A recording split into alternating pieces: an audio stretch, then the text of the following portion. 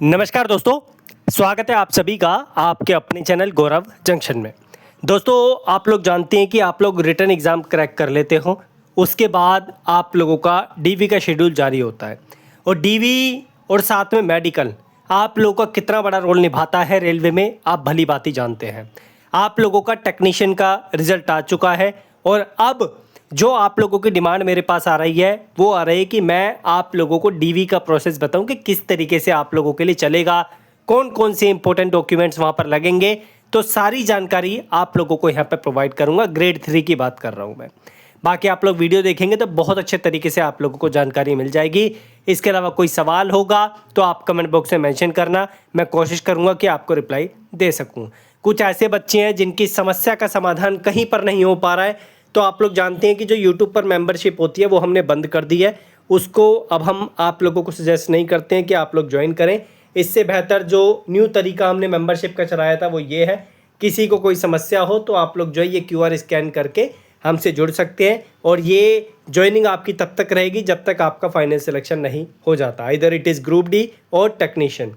ठीक है, तो हमने ये आप लोगों के लिए प्रक्रिया चलाई है। अब बढ़ते हैं आगे और आप लोगों को आगे का पूरा प्रोसेस यहाँ पर बताते हैं किस तरीके से चीज़ें चलेगी। तो सबसे पहले मैंने कुछ चीज़ें इमेजेस आप लोगों के लिए जनरेट की है, जिसके आधार पर सारी चीज़ें आप लोगों को प्रॉपर तरीके से पता चलेगी कि क्या क्या आप लोगों के लिए रिक्वायर्ड है। तो आवेदन के लिए आवश्यक दस्तावेज आप लोग जानते ही हैं कि जो आप लोगों का डीवी होगा उसमें आपका क्या क्या लगेगा। बहुत से बच्चे जानते हैं लेकिन कुछ ऐसे भी हैं जिनको नॉलेज नहीं है। तो E call letter, DV call letter आप लोगों का जो आएगा वो आप लोगों का लगेगा। इसका प्रिंट निकलवा के आप लोग रख लेना। सीबीटी का स्कोर कार्ड, रिजल्ट की कॉपी वो आप पोर्टल से डाउनलोड कर सकते हैं ताकि भविष्य में असामान्यता की स्थिति में काम आपकी आ सके। 10वीं क्लास का सर्टिफिकेट और मार्कशीट, कुछ बच्चों की सर्टिफिकेट मार्कशीट एक में ही कंबाइन है, जैसे CBSE वाले बच्चे तो वो जो है अपना एक ही लेकर जा सकते हैं। ITI के बेस पे फॉर्म फिल किया है, डिप्लोमा के बेस पे फॉर्म फिल किया है, रिक्वायर्ड टेक्निकल क्वालिफिकेशन के बेस पे फॉर्म फिल किया है। तो जिस क्वालिफिकेशन के आधार पर आपने आवेदन किया है उसकी ओरिजिनल प्लस 2 सेल्फ अटेस्टेड मतलब कि आप लोग उस पर सिग्नेचर करके लेकर जाएंगे, वहीं पे कर लेंगे, कोई दिक्कत नहीं है। तो वो आपको लेकर जानी है। 12th क्लास का सर्टिफिकेट यदि लागू है, अगर आपने उसको जो है डाला है वहाँ पर, तो आपका 12th क्लास का सर्टिफिकेट वैसे रिक्वायर्ड नहीं होता। जिस बच्चे ने ITI के बेस पे फिल किया था टेक्नीशियन का फॉर्म, वो बच्चे वही लेकर अपना जो है डीवी करवा सकते हैं। इनकम सर्टिफिकेट अगर एप्लीकेबल है तो वो आपको लेकर जानी है फ़ी रिफंड या कैटेगरी वेरिफिकेशन के लिए। आधार कार्ड आपको लेकर जाना है ओरिजिनल, और ध्यान रखना आधार कार्ड वाला जो OTP वाला नंबर होता है उसको एक्टिवेट रखना, क्योंकि वहाँ पर OTP का भी प्रोसेस आप लोगों का हो सकता है। अदर फोटो ID प्रूफ में आपको या तो पैन कार्ड या वोटर ID, पासपोर्ट या फिर आपको ड्राइविंग लाइसेंस लेकर जाना है। पासपोर्ट साइज़ फ़ोटोग्राफ आपको लेकर जानी है। फ़ोटो कोई सी भी चल जाती है, ऐसा कुछ नहीं है कि आपको वही देनी है सेल्फी वाली जो आपने जो है डीवी फॉर्म फिल करते टाइम अपलोड करी थी। तो आपकी दूसरी फ़ोटो है वो भी आपका काम करेगी, टेंशन लेने की ज़रूरत नहीं है। एक्स सर्विस मैन का सर्टिफिकेट अगर एप्लीकेबल है तो, PWBD का सर्टिफिकेट अगर एप्लीकेबल है तो, NOC आप लोगों को अगर आप कर्मचारी हैं कहीं पर आप लोगों को वो NOC भी देने पड़ेगी, सेंट्रल गवर्नमेंट के हो, स्टेट गवर्नमेंट के हो या फिर PSC एम्प्लॉयज़ हैं तो वो आपको देने पड़ेगी। और यहाँ पर गैजेट एफिडेविट, नेम चेंज अगर आपने अपना नेम बदलवाया है, विवाह के बाद सरनेम बदला है, लेडीज़ है तो, आवेदन और डॉक्यूमेंट में नाम अलग हो तो उसके लिए आपको एफिडेविट लेकर जाना पड़ेगा। ठीक है, मैं एक और इम्पोर्टेंट आपको चीज़ बता दूं, अगर आपने फॉर्म में किसी भी तरीके की गलती करी थी तो वो चीज़ एक्सेप्टेबल है, लेकिन उसके पीछे आपको एफिडेविट लगवाना पड़ेगा। इसके लिए मैं सेपरेट वीडियो आपकी बना दूंगा, आप लोग जो है वो चीज़ देख लेना, आपको पता चल जाएगा। एफिडेविट का बहुत बड़ा रोल यहाँ पर रहेगा। कई जोन में आपके जिसके डॉक्यूमेंट में गड़बड़ है, फॉर्म की बात नहीं कर रहा, जिसके डॉक्यूमेंट में गड़बड़ है उसके कई जोन में तो एक्सेप्ट हो जाएंगे, लेकिन कई जोन में आपको एक्सेप्ट होते हुए नहीं दिखेंगे। जैसे DOB वाला किस्सा मैंने आपको बताया था कि एक बच्चे को 30 दिन का टाइम देके उसको वहाँ पे बाहर कर दिया क्योंकि DOB ठीक नहीं हुई। एक बच्चा और था जिसके नाम में गड़बड़ थी, उसको भी डिपार्टमेंट ने जो है वहाँ पर माफ़ नहीं किया। 5 दिन कुछ दिन का 14 दिन का टाइम दिया था, उसका ठीक करवा दिया था हमने। बाकी जो है यहाँ पर आप लोगों का RRB द्वारा विशेष रूप से क्या कहा गया है वो आपको इस इमेज में दिख जाएगा जो उनके नोटिस में है। ओरिजिनल डॉक्यूमेंट आपको लेकर जाने हैं साथ में। डीवी के दिन ओरिजिनल डॉक्यूमेंट प्रस्तुत नहीं करने पर आपकी जो डीवी प्रक्रिया है उसको रद्द भी किया जा सकता है और उसके लिए कोई समय आपको नहीं दिया जाएगा। सेल्फ जो आप लोगों के अटेस्टेड फोटोकॉपीज़ है उसके सेट्स आपको लेकर जाने हैं। नोटिस में स्पष्ट रूप से मेंशन्ड है। मूल दस्तावेज के साथ A4 साइज़ की स्वयं प्रमाणित सेल्फ अटेस्टेड फोटोकॉपी में 2 सेट प्रस्तुत करने होंगे। सेट आप 10-12 भी ले जाएं तो कोई दिक्कत नहीं है, ताकि आगे दिक्कत ना आए। डॉक्यूमेंट अभी देखो आप लोगों का रिजल्ट आया है, अभी आपका डीवी का भी यहाँ पे प्रोसेस चालू होगा। तो जैसे ही डीवी का प्रोसेस चालू होगा उसके बाद एक ऑनलाइन OAMRS करके आई थिंक एक पोर्टल होता है, उस पर आपको अपने डॉक्यूमेंट्स अपलोड करने पड़ेंगे। वो डॉक्यूमेंट कैसे अपलोड होंगे वो मैं आपको बता दूंगा, कहाँ से अपलोड होंगे। अभी वो चालू नहीं हुआ है, अभी पहले आपका डीवी का स्टार्ट होगा प्रोसेस।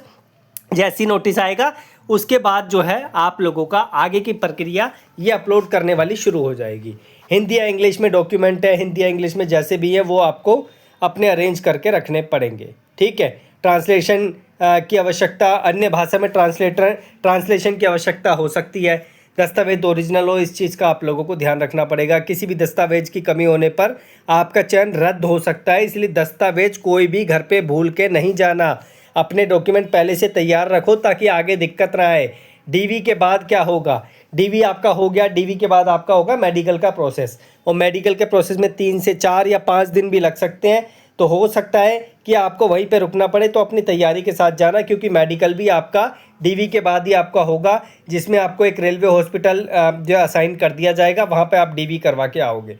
उसके बाद ये मुख्य चीज़ है जो मैं आपको पहले भी बता चुका हूँ, इसकी वजह से कैंडिडेट का जो डॉक्यूमेंट का प्रोसेस है वो रिजेक्ट कर दिया जाता है। ओरिजिनल सर्टिफिकेट आपके पास नहीं है तो बाहर ही जाओगे आप लोग।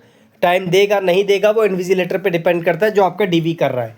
ओबीसी सर्टिफिकेट का फॉर्मेट गलत है, उसको आपको रेलवे के ही फॉर्मेट में लेकर जाना पड़ेगा। EWS सर्टिफिकेट अगर आपका एप्लीकेबल है तो वो भी आपका एग्जैक्ट होना चाहिए। एप्लीकेशन और डॉक्यूमेंट में नाम अलग नहीं होना चाहिए, उसके लिए आपको एफिडेविट लेकर जाना पड़ेगा, ध्यान रखना।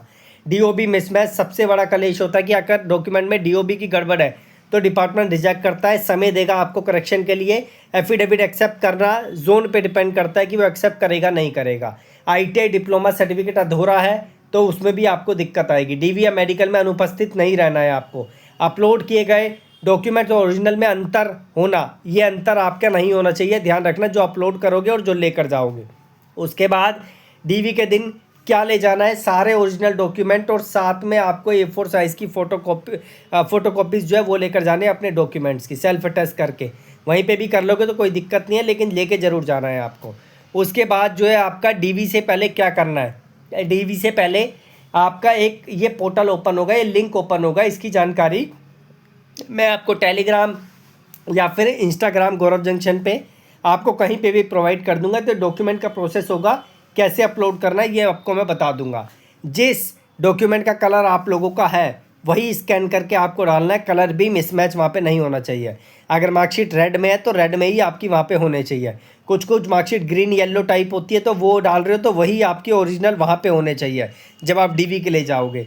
अपलोड करने वाले डॉक्यूमेंट्स हैं, इसका प्रोसेस मैं आपको अलग से समझा दूंगा, इसके लिए आप लोग टेंशन मत लीजिए, जैसे ही चालू होगा। उसके बाद जो है डीवी से संबंधित कुछ ज़रूरी जानकारी है तो विद्यार्थियों को अभी से ही तैयारी करनी है, फोल्डर बना के रख लो जिसमें आपके डॉक्यूमेंट सारे आ सकें। ये लिंक कब एक्टिवेट होगा, डीवी शेड्यूल नोटिस जारी होने के बाद पोर्टल आप लोगों का लिंक एक्टिवेट हो जाएगा पोर्टल पे, मतलब अभी रिजल्ट आया है, पोर्टल के बाद ओपन होगा ये। ठीक है, जब डीवी डेट घोषित होगी तब अपलोड विंडो भी आप लोगों के लिए ओपन होगी।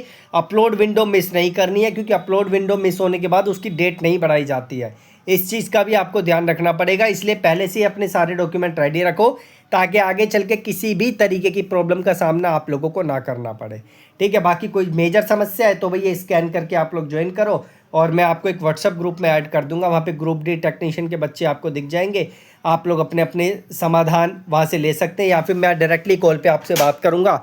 जैसे आप लोग स्कैन करके जुड़ेंगे और स्क्रीनशॉट मुझे भेजेंगे, मैं हूँ वहाँ पर आपकी मदद के लिए जब तक आपका डीवी नहीं होगा। बाकी कोई समस्या आती है कमेंट में मेंशन करना, मैं कमेंट में ही आपकी समस्या का समाधान करने की पूरी कोशिश करूँगा। धन्यवाद।